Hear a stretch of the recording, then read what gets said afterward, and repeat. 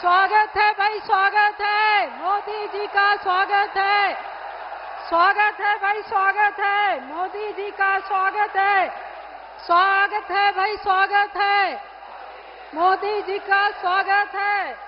मोदी जी को जय श्री राम, मोदी जी को जय श्री राम,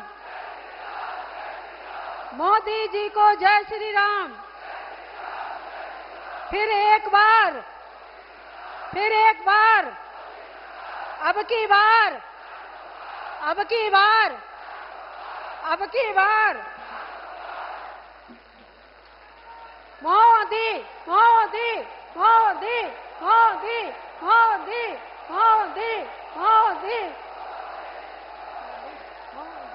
मोदी मोदी मोदी मोदी।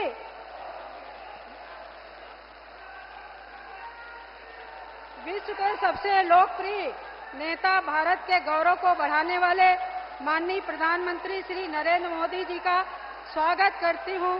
साथ में उपस्थित माननीय प्रदेश अध्यक्ष श्री भूपेन्द्र चौधरी जी सहित सभी अतिथियों का धौरारा लोकसभा के हरगांव क्षेत्र की इस पावन धरा पर उपस्थित ये जन सैलाब स्वागत करता है, अभिनंदन करता है।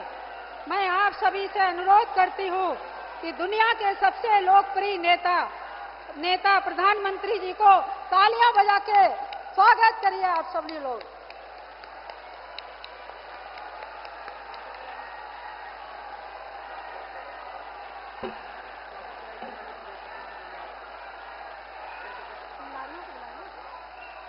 अब मैं भारत के गांव में बैठी मां बहनों को पक्की छत देने वाले, गैस कनेक्शन देकर धुएं से मुक्ति देने वाले, महिलाओं का सम्मान बचाने को इज्जत घर देने वाले युग पुरुष हमारे देश के प्रधानमंत्री जी का स्वागत। मंच पर उपस्थित सभी महिलाओं को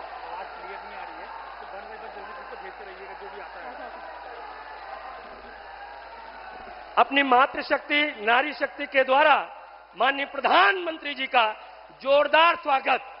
माननीय प्रधानमंत्री जी के द्वारा भगवान राम का प्रतिबिंब, भगवान राम की प्रतिमा के द्वारा माननीय नारी शक्ति द्वारा, मातृशक्ति द्वारा स्वागत हुआ, अभिनंदन हुआ। हम सब जोरदार तालियों के साथ एक बार माननीय मोदी जी का हर गांव की बाबा गौरी शंकर की धरती पर अभिनंदन करते हैं, वंदन करते हैं और स्वागत करते हैं।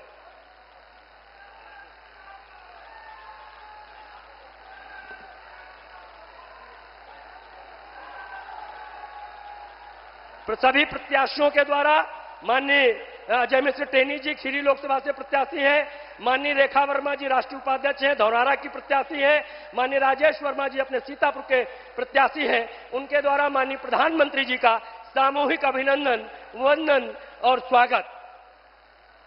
हम सब एक बार जोरदार तालियों के साथ माननीय मोदी जी का अभिनंदन करें, स्वागत करें। आदरणीय रेखा वर्मा जी।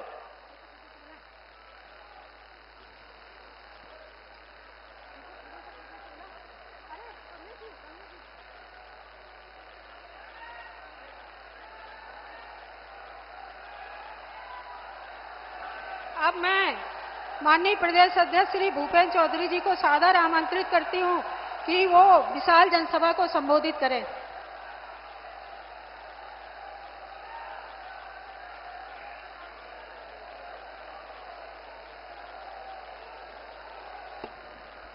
भारत माता की, भारत माता की जय श्री राम, जय श्री राम। माननीय श्री नरेंद्र मोदी माता गोमती के तट पर इस पवित्र तीर्थ सीतापुर की पावन भूमि पर मैं देश के यशस्वी प्रधानमंत्री आदरणीय नरेंद्र मोदी जी का स्वागत और अभिनंदन करता हूं। हमारे पुराणों में कहा गया है कि इस क्षेत्र के सारे धामों की यात्रा करने के बाद में यहां आना अनिवार्य है। इस ऐतिहासिक पवित्र तीर्थ स्थल पर आपका आगमन हम सब लोगों को आनंद देने वाला है। माननीय प्रधानमंत्री जी, मैं आपको बताना चाहता हूं कि यह शहर भगवान राम की धर्मपत्नी माता सीता के नाम से जाना जाता है और ऐसी प्रथा है कि तीर्थ यात्रा के दौरान भगवान श्री राम अनेकों बार यहां रुके थे। माननीय प्रधानमंत्री जी, ये क्षेत्र किसान क्षेत्र के रूप में जाना जाता है। यहां गुड़, गन्ना और अनाज की सबसे बड़ी मंडी है और भारत में अन्न उत्पादन करने वाले किसान बड़ी संख्या में यहां देश की अर्थव्यवस्था में अपना योगदान करते हैं। ऐसे परिश्रमी किसानों के लिए माननीय प्रधानमंत्री जी ने किसान सम्मान निधि देकर उनके काम को सरल और सुविधापूर्वक करने का अवसर दिया, जिसके लिए मैं अपनी ओर से, भारतीय जनता पार्टी की उत्तर प्रदेश की ओर से माननीय प्रधानमंत्री जी का बहुत बहुत वंदन और अभिनंदन करता हूं। भाइयों बहनों, आप सबके आशीर्वाद से 10 वर्ष पहले माननीय प्रधानमंत्री जी के नेतृत्व में आपने भारतीय जनता पार्टी को इस देश का नेतृत्व करने का अवसर दिया। मुझे आज ये कहते हुए गर्व होता है कि माननीय प्रधानमंत्री जी ने अपने 10 वर्षों में किसान, नौजवान, महिला और गरीब के लिए इतने सारे काम किए हैं कि उसकी चर्चा करना इस समय दिए को लाइट दिखाना। माननीय प्रधानमंत्री जी, हम सब लोगों के बीच में जो भारतीय जनता पार्टी का संकल्प है, उस संकल्प को लेकर आप सब लोगों के बीच में आए। विपक्षी दलों के लोग जिस प्रकार से समाज में टकराव, तनाव, क्षेत्र और भाषा के आधार पर समाज में विवाद पैदा करके अपनी राजनीति को आगे बढ़ाना चाहते हैं, लेकिन हमारे लिए बहुत सजगता का रहने का समय है और हमारी पार्टी माननीय प्रधानमंत्री जी पिछले 10 वर्षों का लेखा जोखा लेकर आप सब लोगों के बीच में है। मैं एक बार इस ऐतिहासिक भूमि पर आप सबकी ओर से मंचासीन सभी पदाधिकारियों का और माननीय प्रधानमंत्री जी का बहुत बहुत अभिनंदन करता हूं, बहुत बहुत स्वागत करता हूं। आप सबका बहुत बहुत धन्यवाद। धन्यवाद हमारे प्रदेश अध्यक्ष जी।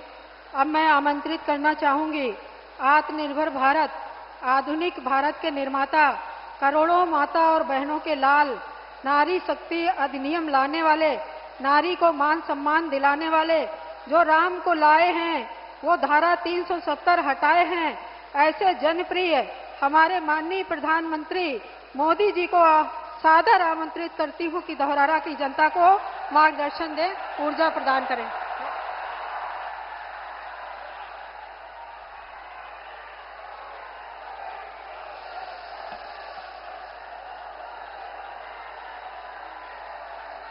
भारत माता की, भारत माता की। ऋषियों की तपोस्थली नैमिषारण्य की धरती को मैं शत शत नमन करता हूं। साथियों, आज मैं अगले 5 साल के लिए आपसे आशीर्वाद मांगने आया हूं।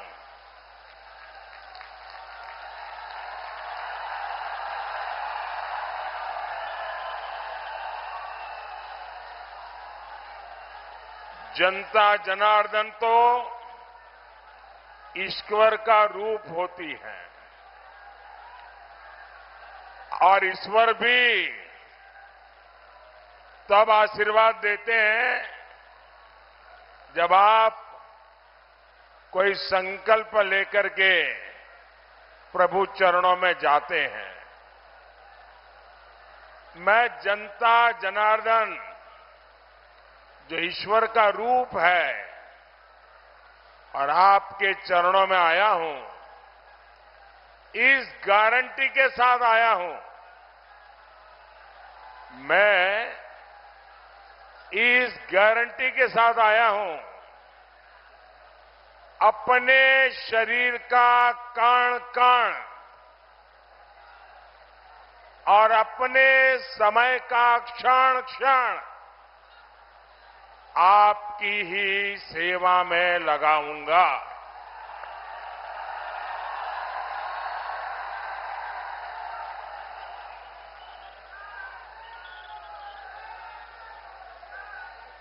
मेरा अपना तो कोई परिवार है नहीं,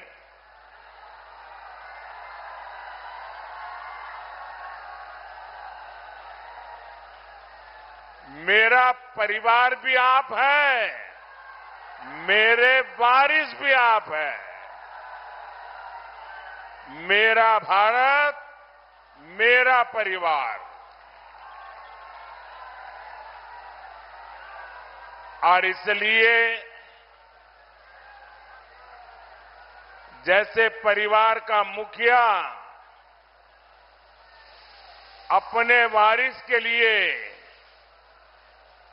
दिन रात काम करता है, वैसे ही आपके परिवार के सेवक के रूप में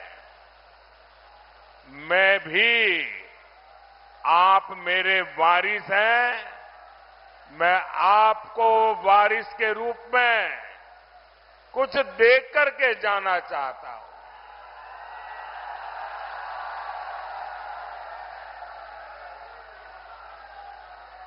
मुझे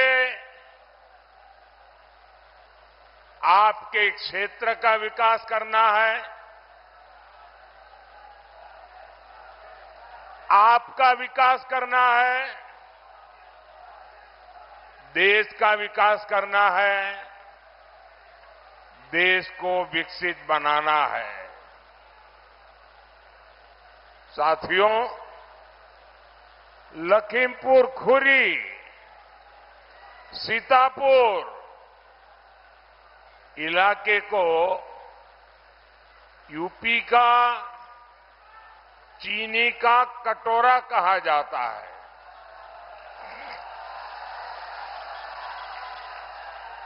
लेकिन सपा सरकार ने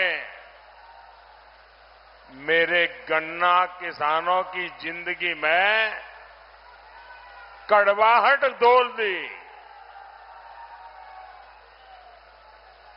गन्ना चला जाता था, लेकिन बरसों तक किसान का भुगतान नहीं आता था। भुगतान होता भी था तो किस्तों में पैसे दिए जाते थे। ये सारी कमियां योगी जी की सरकार ने, भाजपा सरकार ने दूर कर दी है। हमने सपा बसपा के समय का करीब करीब सारा बकाया गन्ना किसानों को चुका दिया है। गन्ना किसानों को जितना पैसा सपा बसपा ने अपने 10 साल में दिया था, उससे ज्यादा पैसा योगी जी ने पिछले 7 साल में दे चुके हैं। आज गन्ने का मूल्य भी बढ़कर अब 370 रुपये प्रति क्विंटल हो गया है। यहां के किसानों को पीएम किसान सम्मान निधि के भी सैकड़ों करोड़ रुपए मिले हैं। ये इलाका केले की खेती का हब बने, इस पर भी हम तेजी से काम कर रहे हैं। साथियों, मोदी आप सभी किसानों के लिए कैसे काम कर रहा है, उसका एक उदाहरण है इथेनॉल। आजकल आप सुनते होंगे कि मोदी इथेनॉल का उत्पादन बढ़ाने में जुटा है। मोदी सिर्फ इथेनॉल का उत्पादन बढ़ा रहा है ऐसा नहीं, मोदी आपकी आय भी बढ़ा रहा है। गन्ने से केवल चीनी ही नहीं बनती, बल्कि गन्ने से इथेनॉल भी बनता है, और वो भी गन्ने की खोई से, जिसका कोई उपयोग नहीं होता। आज पूरे देश में इथेनॉल उत्पादन में हमारा यूपी नंबर 1 है।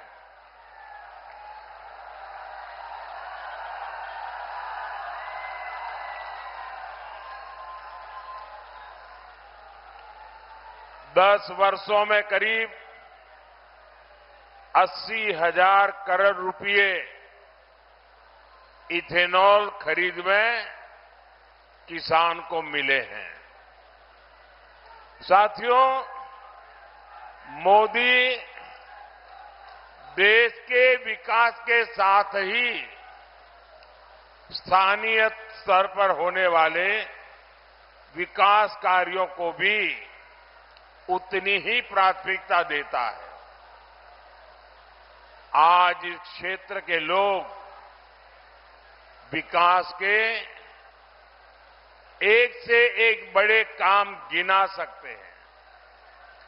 सीतापुर, लखनऊ, बरेली, दिल्ली हाईवे, पीलीभीत से बस्ती हाईवे, लखीमपुर धौरहरा निदासन से की सड़क, गोल्हा से शाहजहांपुर हाईवे, रेलवे कनेक्टिविटी के काम आज सीतापुर, लखीमपुर के लोग भी गर्व से कह सकते हैं कि हम किसी से कम नहीं है। इस इलाके को बाढ़ की त्रासदी से बचाने के लिए भी तेजी से काम चल रहा है। साथियों, 2014 के पहले 10 साल आपने कांग्रेस और इंडी गठबंधन की सरकार का काम देखा है। याद करिए, उन्होंने देश और प्रदेश का क्या हाल कर रखा था। ये इंडी गठबंधन वाले सुरक्षा एजेंसियों के हाथ पांव बांध कर रखते थे। देश की पुलिस, देश की एजेंसियों को आतंक के खिलाफ कार्रवाई नहीं करने दी जाती थी। यहां यूपी में भी यही हाल था। सपा सरकार में कितने ही शहरों में आतंकियों के स्लीपर सेल थे। आतंकी संगठन खुलेआम धमकी देते थे। सुरक्षा एजेंसियां बहुत मेहनत करके आतंकियों को पकड़ती थी, लेकिन सपा सरकार क्या करती थी? सरकार आतंकियों से मुकदमे वापस ले देती थी। अफसरों को कहा जाता था कि आतंकियों के खिलाफ चार्जशीट फाइल न करो। अफसरों पर दबाव बनाया जाता था कि आतंकियों को जमानत दिलवाओ। और जो अफसर जरा भी आनाकानी करते थे उनका ट्रांसफर हो जाता था, उनको सस्पेंड कर दिया जाता था।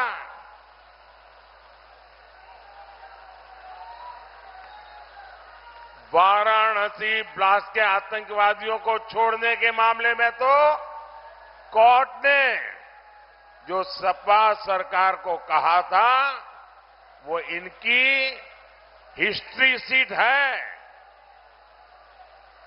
कोर्ट ने सपा सरकार से पूछा था, क्या अब आतंकवादियों को पद्म भूषण देने का प्लान है क्या?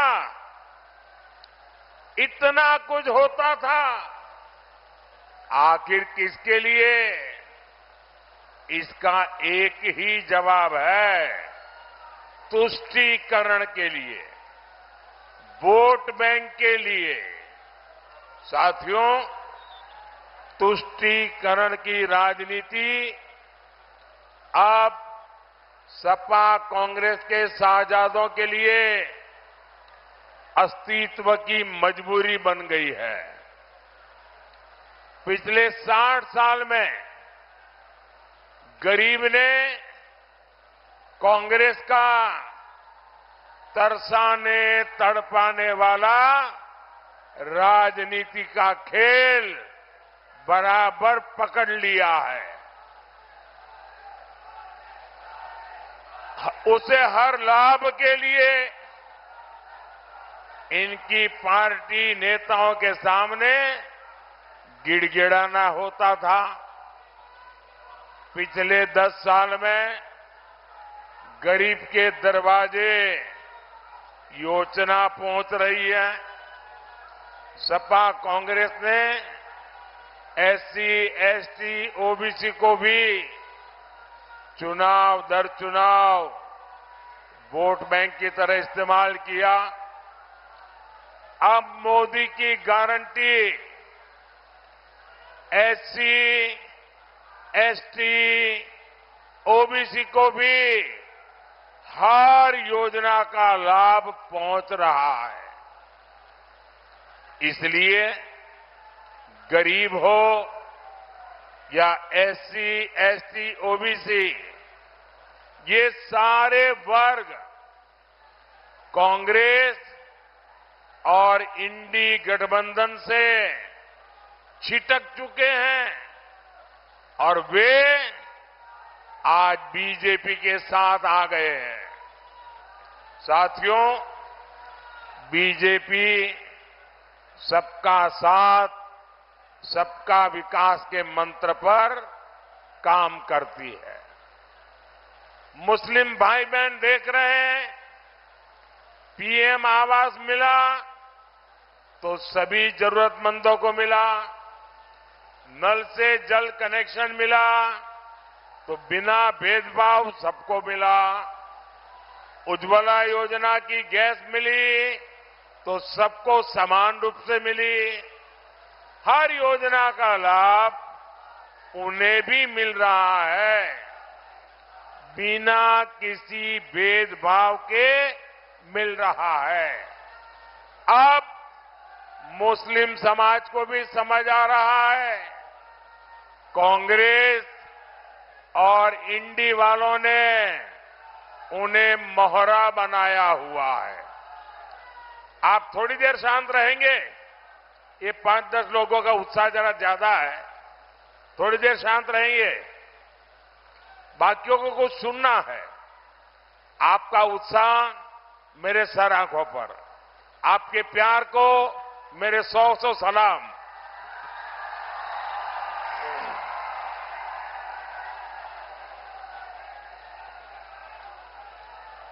और साथियों, इसलिए अब मुस्लिम समाज भी ये धोखेबाज राजनीति से, इन सब वोट बैंक के ठेकेदारों से छिटक रहा है। और इसलिए मुस्लिम वोट बैंक को बचाने के लिए ये लोग खुल करके नए खेल खेलने लगे हैं। खुले आम तुष्टीकरण करने के लिए निकले पड़े हैं। इन्होंने अपना घोषणा पत्र मुस्लिम लीग की छाप वाला घोषणा पत्र बना डाला है। साथियों, तुष्टीकरण की इसी कोशिश में ये लोग एक कदम और आगे बढ़ गए हैं। हमारे संविधान निर्माताओं ने, हमारे बाबा साहब आंबेडकर ने, इतना ही नहीं, खुद नेहरू जी ने 75 साल पहले जब संविधान बन रहा था तो साफ साफ कहा था कि भारत में धर्म के आधार पर आरक्षण नहीं होगा। लेकिन अब कांग्रेस और इंडी गठबंधन धर्म के आधार पर आरक्षण देने पर अड़े हुए हैं। वे देश को फिर एक बार तोड़ने के लिए जमीन तैयार कर रहे हैं, इसका उनको पता नहीं है। अब कर्नाटका का मैं उदाहरण देता हूं। ये सुनकर के आप चौंक जाएंगे। ये घटना आप गांव-गांव जाके बताना। कर्नाटका में क्या किया उन्होंने? जैसे पूरे देश में ओबीसी को आरक्षण मिलता है, वैसे कर्नाटका में भी मिलता है। 27% आरक्षण ओबीसी के लिए है। इन्होंने क्या किया?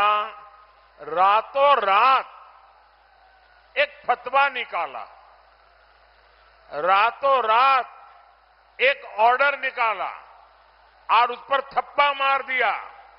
ऑर्डर क्या निकाला? उन्होंने कहा कि कर्नाटका में जितने भी मुसलमान हैं, वो पसमंदा है कि नहीं है, वो अगड़ा है कि नहीं है, वो सैयद है, पठान है, कौन है, कोई भी, हर मुसलमान को रातों रात ओबीसी बना दिया। एक कागज निकालकर वो रातों रात ओबीसी बन गए। अब हुआ क्या? जी, ओबीसी को 27% आरक्षण मिलता था, उसमें ये नए ओबीसी आ गए, रातों रात आ गए। और उन्होंने जो पहले जिनको आरक्षण का लाभ मिलता था उसमें डाका डाला, लूट चलाई, पिछले दरवाजे से चोरी की। ये करके उन्होंने जो सालों से ओबीसी परेशान है, उनको जो मिलता था वो भी लूट लिया। अब उनका इरादा है जो कर्नाटका में किया वही पूरे हिंदुस्तान में करेंगे। धर्म के आधार पर एससी, एसटी, ओबीसी, उनको जो आरक्षण मिल रहा है वो आरक्षण को धर्म के आधार पर डाका डाल के लूट लेने वाले हैं। क्या इससे हमारा पासी भाई बहन, हमारे कुर्मी भाई बहन, हमारे यादव भाई बहन, हमारे लोधी भाई बहन, हमारे दलित भाई बहन, हमारे शाक्य भाई बहन, हमारा कुशवाहा भाई बहन, इन सब का रातों रात लूट जाएगा? इतने सालों से जो हक आपको मिला है उसमें डाका डालने का खेल चल रहा है। भाइयों बहनों, मैं आज आपको गारंटी देने आया हूं। मैं आज आपको गारंटी देने आया हूं जब तक मोदी जिंदा है,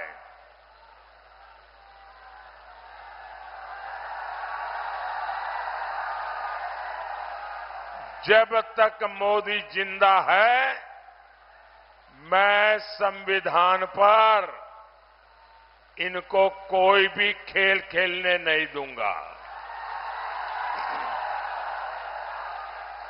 जब तक मोदी जिंदा है, मैं धर्म के आधार पर आरक्षण होने नहीं दूंगा।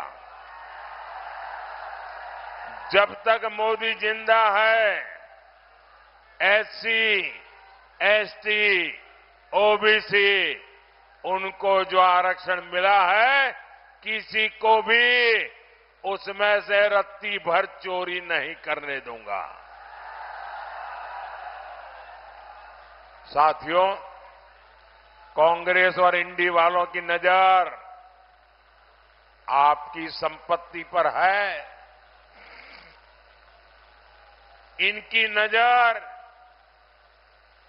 आपके घर, आपके मकान, आपका खेत, आपके पास कोई नकद रकम है, कैश है तो वो, आपके घर में कोई गहने हैं, जेवर है, शादी में आपके परिवार की महिला अपने मायके से जो स्त्री धन लाई है, मंगलसूत्र है, ये सारे पर ये इंडी वालों की, सपा कांग्रेस की नजर है।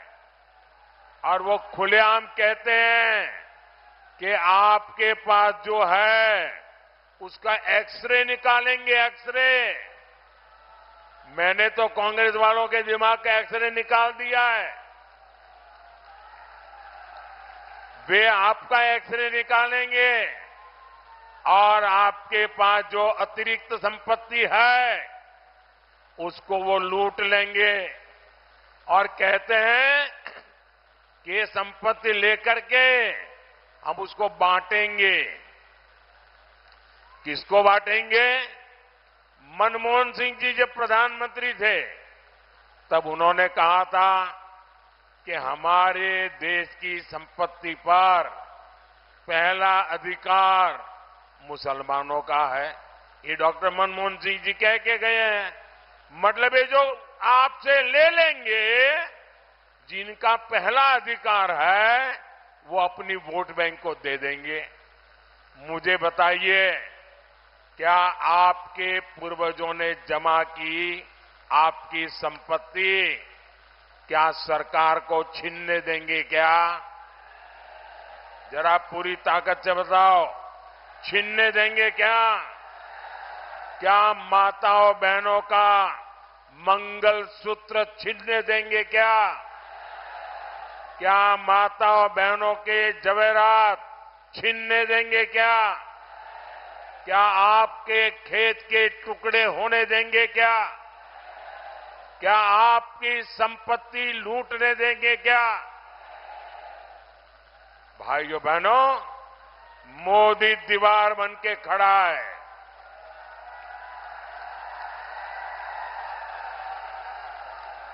आप मुझे बताइए, आपको लूटने के इरादे जिनके मन में है, क्या ऐसे लोगों को वोट देना चाहिए क्या? ऐसे लोगों को घर वापस भेजना चाहिए कि नहीं? चुन चुन करके साफ करना चाहिए कि नहीं? हर पोलिंग बूथ में साफ करना चाहिए कि नहीं? ज्यादा से ज्यादा बीजेपी एनडीए को वोट दे करके इनका सफाया करना चाहिए कि नहीं करना चाहिए? साथियों, आज मैं सपा, कांग्रेस और इंडी गठबंधन से एक और बात जानना चाहता हूं। वे लोग दावा करते हैं कि सत्ता में आए तो धारा 370, आर्टिकल 370 को वापस लाएंगे, ये कश्मीर का चुनाव जीतने के लिए। ये कहते हैं कि धारा 370 हम वापस लाएंगे। ये लोगों ने बाबा साहब आंबेडकर का ऐसा अपमान किया है। बाबा साहब आंबेडकर संविधान पूरे हिंदुस्तान के लिए बनाया था, लेकिन ये कांग्रेस वालों ने संविधान पूरे हिंदुस्तान में लागू नहीं किया। जम्मू कश्मीर में भारत का संविधान लागू नहीं था, वहां दलितों को आरक्षण नहीं मिलता था, वहां आदिवासियों को आरक्षण नहीं मिलता था, वहां ओबीसी को आरक्षण नहीं मिलता था। ये 370 दीवार थी। ये मोदी ने आकर के ये 370 को कब्रिस्तान में गाड़ दिया है। अब ये कहते हैं हम 370 निकालेंगे। क्या 370 निकालने देंगे क्या? ये 370 निकालने देंगे क्या? भाइयों बहनों, वो गड्ढे में से दोबारा 370 निकाल नहीं सकते और न ही देश पर माथे पर मार सकते हैं। वो कह रहे हैं ये मोदी जो मुफ्त राशन दे रहा है, गरीबों का घर का चूल्हा जलता रहे, इसलिए मोदी की गारंटी है ये मुफ्त राशन योजना चालू रहेगी, ताकि गरीब का घर का चूल्हा जलता रहे, गरीब का बच्चा भूखा नहीं सोना चाहिए। अब ये कहते हैं कि हम इस योजना को भी खत्म कर देंगे। मोदी जो गरीबों को मुफ्त इलाज की योजना चलाता है, ये कहते ये भी खत्म कर देंगे। मोदी जो वंदे भारत ट्रेन चालू किया है, बोले वो भी बंद कर देंगे। मैं गोला गोकर्णनाथ की पवित्र भूमि और छोटी काशी की इस धरती से सवाल उठा रहा हूं। सपा कांग्रेस वालों, ये भी बता दो, क्या सत्ता में आए तो राम मंदिर को भी अस्पताल में परिवर्तित कर दोगे क्या? क्या काशी के विश्वनाथ कॉरिडोर जो बना है, क्या उस ऊपर भी बुलडोजर चला दोगे क्या? साथियों, बीते 10 वर्ष जो विकास कार्य हुए हैं, बहुत कुछ हुआ है, लेकिन मोदी इतना बड़े सपने लेके चलता है, इसलिए अब तक जो हुआ है ना, वो कितना ही अच्छा क्यों ना हो, लेकिन मोदी के लिए तो ट्रेलर है, ट्रेलर। अभी तो मुझे बहुत करना है।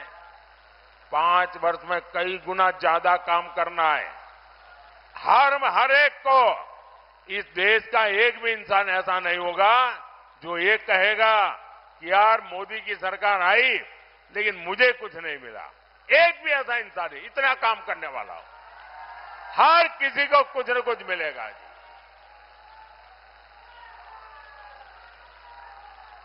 मुझे केले के तने से फाइबर बनाने वाली धौरहरा की बहनों के समूह को और मजबूत करना है। मुझे 3 करोड़ बहनों को लखपति दीदी बनाना है। काम बड़ा है, लेकिन मोदी को छोटे काम की आदत ही नहीं है। नमो ड्रोन दीदी बनाकर बहनों को और सशक्त करना है। दुधवा नेशनल पार्क को इको टूरिज्म मैप का ब्राइट स्पॉट बनाना है। ऐसे हर विकास कार्य के लिए मैं आपसे आशीर्वाद मांगने आया हूं, और आशीर्वाद देने का सरल उपाय है बीजेपी एनडीए के उम्मीदवारों को वोट देना। जहां कमल के निशान वाले हैं, उनको कमल के निशान पर वोट देना। और जहां पर कप सौसर वाले हैं उनको वोट देना।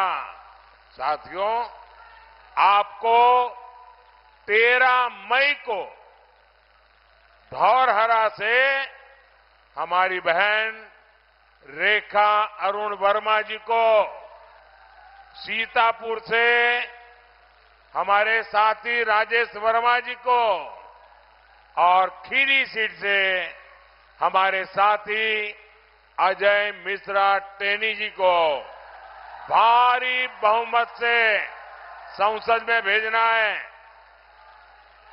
और आप जब इनको वोट देंगे ना, वो सीधा सीधा मोदी के खाते में आने वाला है। गर्मी कितनी क्यों न हो, मतदान ज्यादा से ज्यादा करेंगे, ज्यादा से ज्यादा मतदान करेंगे, पुराने सारे रिकॉर्ड तोड़ेंगे, पोलिंग बूथ को जीतेंगे। अच्छा, मेरा एक और काम करेंगे, मेरा पर्सनल काम है, करेंगे यार। ठंडे पड़ गए यार, ऐसा चलता है क्या? मैं आपके घर आया हूं और कह रहा हूं मेरा काम करोगे। सबके सब अगर हाथ ऊपर करके बताओ तो बताऊंगा। मेरा एक काम करोगे, पक्का करोगे? एक काम करना, घर घर जाना, जितने लोगों के घर जा सकते हो जाना, और जाकर के कहना अपने मोदी जी आए थे, मोदी जी ने आपको राम राम कहा है। मेरा राम राम पहुंचा देंगे, हर परिवार में पहुंचा देंगे। जब मेरा राम राम पहुंचेगा ना, तो उस परिवार के मुखिया मुझे आशीर्वाद देंगे। जब उनका मुझे आशीर्वाद मिलेगा ना, तो मुझे एक नई ताकत मिलेगी, नई ऊर्जा मिलेगी आपके लिए काम करने के लिए। मेरे साथ बोलिए, भारत माता की, भारत माता की, भारत माता की। बहुत बहुत धन्यवाद।